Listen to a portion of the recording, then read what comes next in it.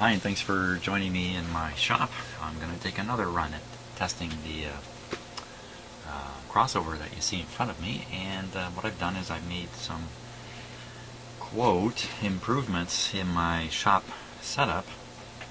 We're going to have to see if these are actually improvements. So if you've watched lots of my videos, you've never seen this panel before. I made this up a few months ago and decided it wasn't really going to help me. And the idea was I would put all kinds of terminals and connections wired up behind this thing, and then I could access them while I work on stuff. Well, I dragged it out today, and I've hooked it up.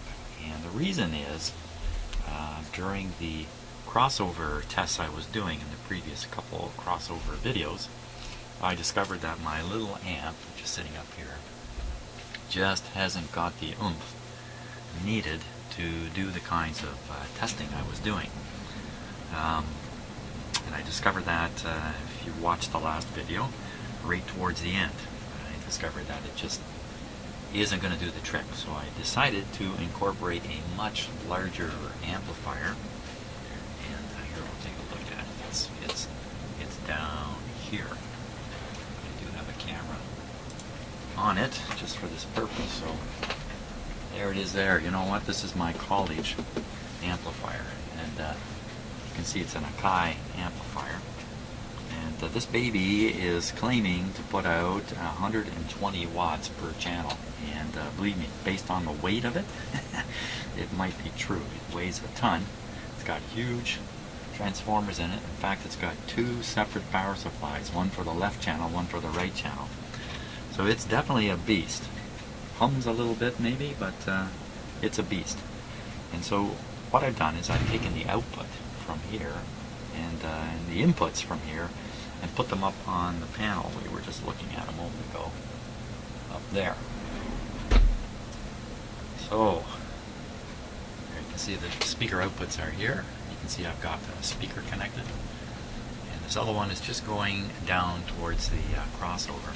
I got all this set up ready to start a video where I could test the crossover with a bit of oomph behind it. And as usual, something has arisen here. It's kind of usually the things that happen in my shop. That is a mystery to me. I'm going to show it to you here. Let me switch back to this other camera. And maybe somebody out there can tell me what is going on. So let's just take a look at the scope down here. Okay, and what we're looking at with the scope right now, just double checking up here on my, is strictly the output from one channel on my amplifier. Now, I have to bring in a closer camera here so we can get a better look at the scope. But you can see there's something going on here. Some strange thing going on. I would expect that to be just a straight line right now. I have the volume turned minimal on my amplifier. The input is my signal generator, which you can't hear right now, but you will in a moment. So this is with the zero signal output. I think this should be just a straight line. I'll change the triggering on my scope. I can freeze this thing here. This thing. Now, let me see if I can't. Doesn't matter which way I turn the balance control. There's the signal from my signal generator showing up. So let's turn the volume up.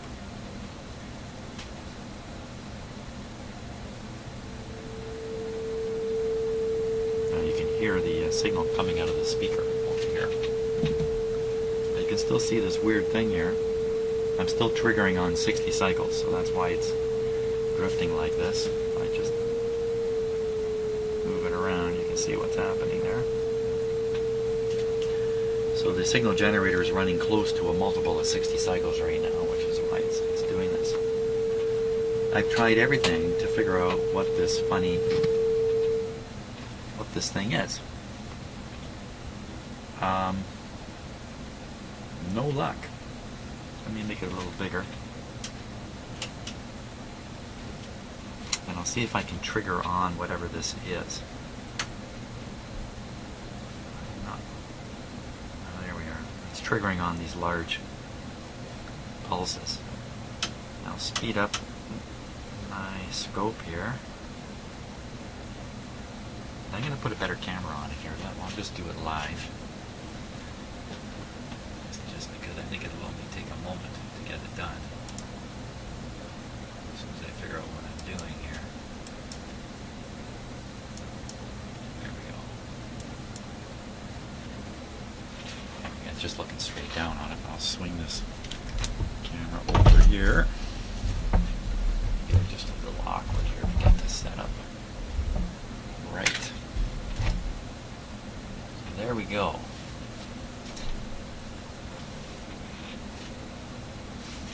What the heck is coming out of my amplifier? Again, I think I flip it to stereo, mono. I can, the volume is turned down, I turn the volume up. Tone is showing up. I've got the scan rate up pretty high there. Flip this on to AM radio.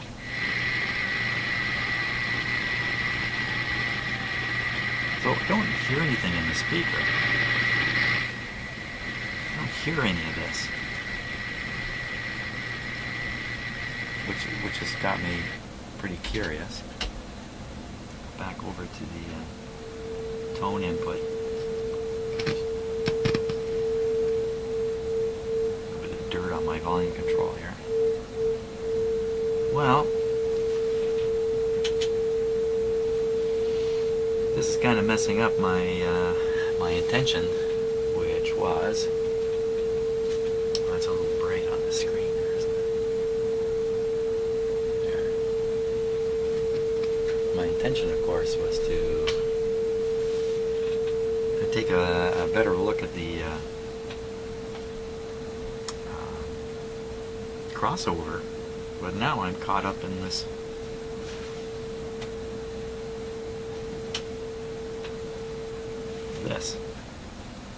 This. I'm sure it's coming out of the amplifier, but I'm guessing its frequency is so high it can't be heard. And this thing maybe is so low in terms of power, it's also not audible. Or is it just the one channel? Is it just the one channel? I don't think so. Here, I can put this thing on my shop speakers here. Hang on one second.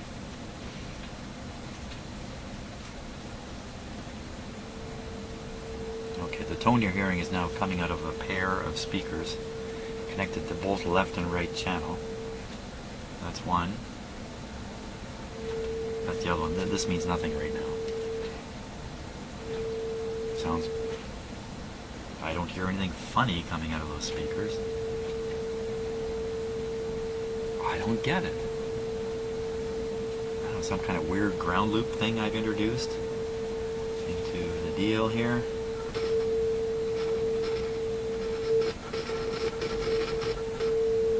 Okay, so that's back on the small black single channel speaker we're listening to.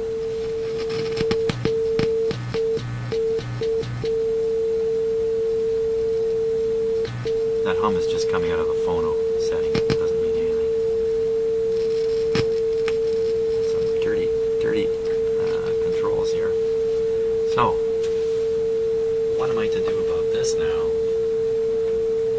I've gone through all this effort to set this up.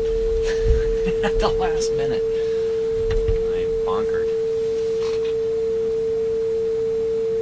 Well, you know what? We'll skip the scope. I'll just do this paying attention to the speaker. Yeah, that's what I can do here. Skip the scope. Hey, look at that. Problem solved.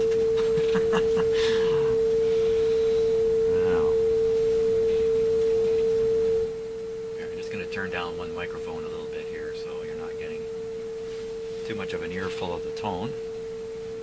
Sounds nice and clear. What are we listening to? Right now, well, right now we're just listening to what's coming out of the amplifier. We're not listening at all to what's coming out of the crossover, come to think of it, because I didn't set it up that way. Okay, I gotta stop for a moment, hook up another speaker so we can listen to what is coming out of the crossover. Bear with me. Well, I'll be back in 1 second. Okay, after a little bit of off-camera fiddling around here, I think I'm ready to go. So I've connected this speaker here to the output of the crossover network. Here you might as well watch the scope too. Here. The scope is showing the input to the crossover network. We're hearing the output on this speaker, and we're hearing the input on this speaker, although by using the balance control on my amplifier, I'm keeping this one off. In fact, I'm going to make sure we can't hear it here. I'm taking the wire off. So here's the sound.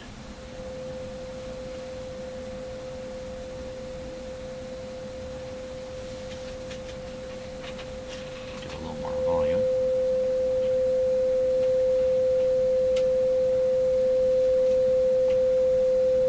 Okay. Sounds fine to me. Just watch my signal levels here, audio levels on my recording, because I'm going to put this up fairly loud. Maybe I'll just turn down these mics a little bit here.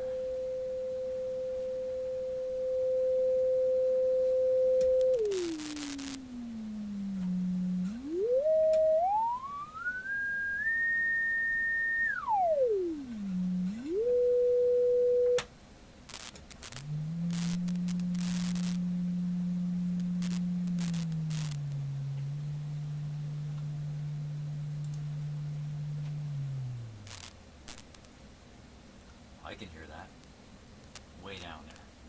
So I'm on the mid-range. I can certainly hear it. Bring it up a bit. Okay, yeah, I think you can hear that too, as long as you've got a fairly good computer set up there. Now I'm going to move the speaker from the mid-range to the bass. Much louder. Much louder. Increase the bass, or increase the frequency here. Oh, a rattly speaker.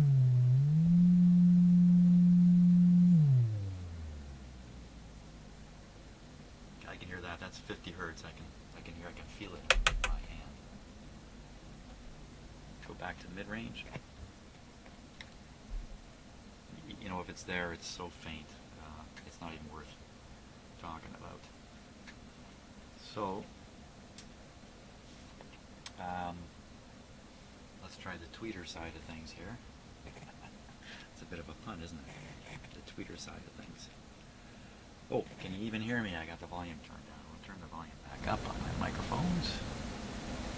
Too many controls to twiddle here. Okay, now, on the tweeter side,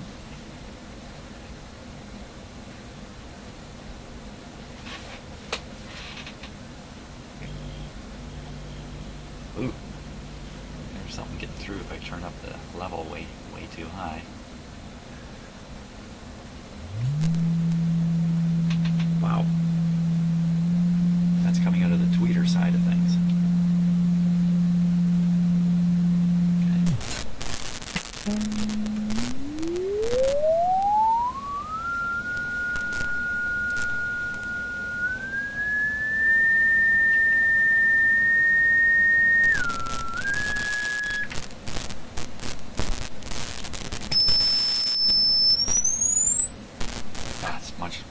In my ear, this is really loud.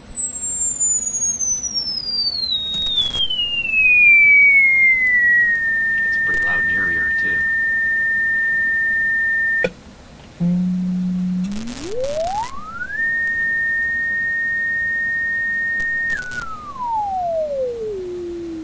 That's fading out right in here. Where is that? It's on B scale.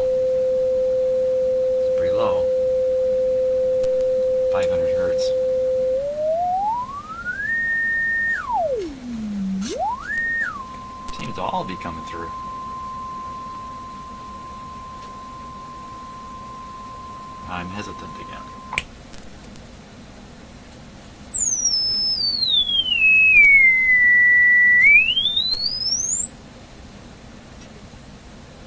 Gee, I don't know what I'm proving, but one thing I am discovering is there's no more distortion. So clearly that little amp I was using earlier was no good for this purpose.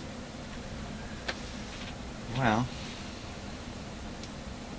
I don't know what's going on down here now. I think I'm going to leave it at that. I'm pretty sure these are working as well as they can be expected. Capacitors are new, wiring is correct. These coils do today what they did the day they were made.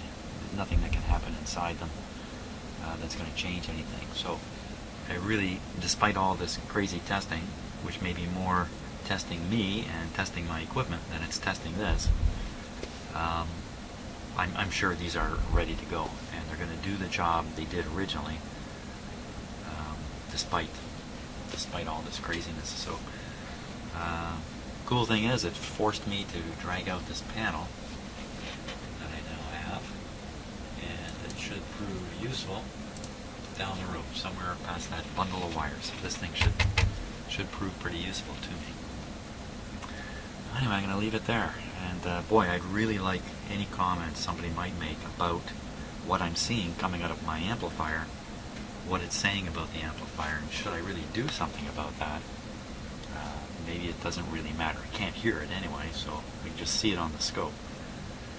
Thanks a lot for watching, and let's get back to trying to figure out what's going on with that Zenith console and the glowing vacuum tube.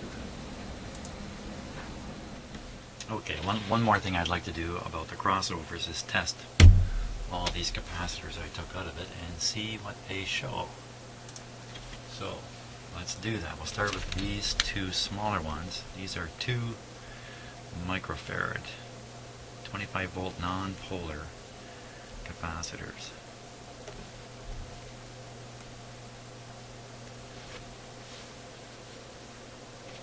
So it's measuring 3. Okay, here's another one.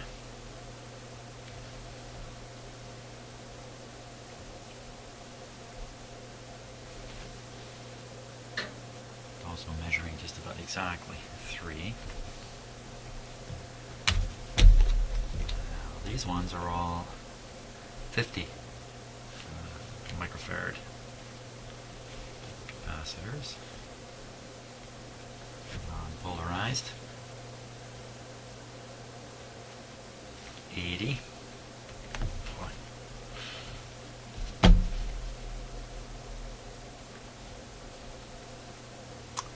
Believe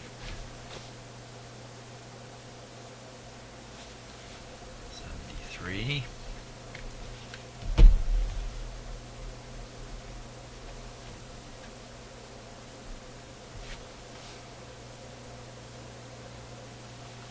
68.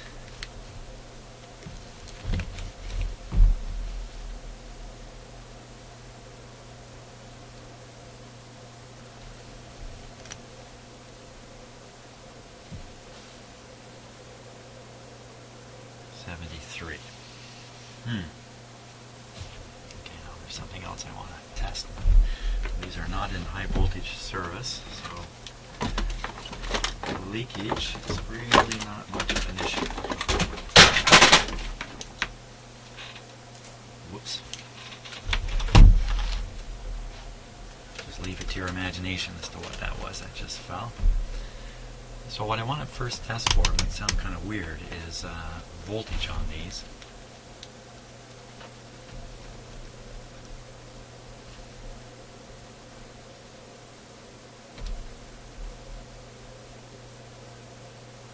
.21.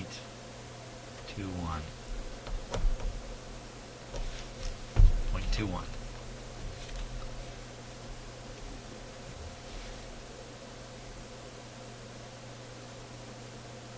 .69.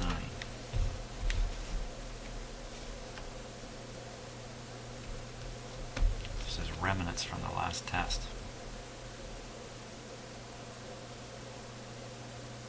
0.005. This is one of the 2.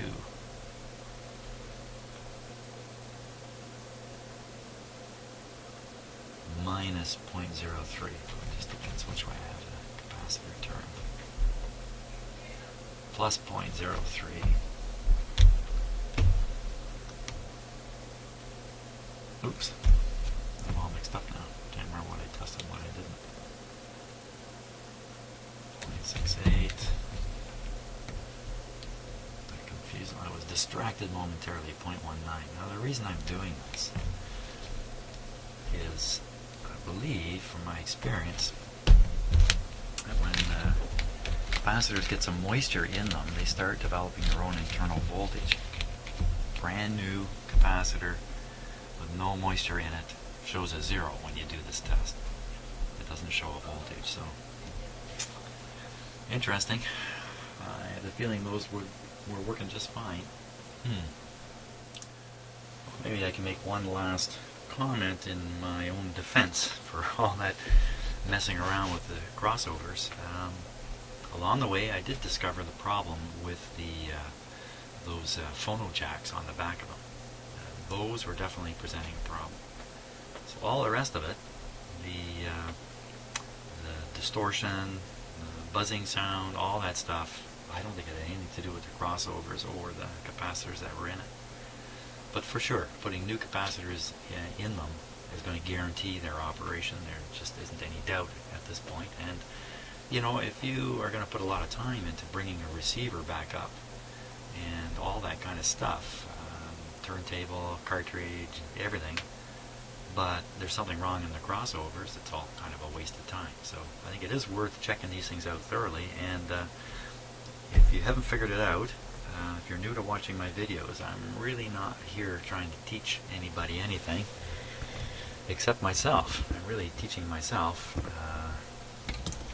as I just try different things in that. So along the way, I'm happy to share my experiences, but they aren't necessarily all as pure as the driven snow. Oh, I shouldn't even say that, should I? Snow? No. Okay, let's get on to something else now.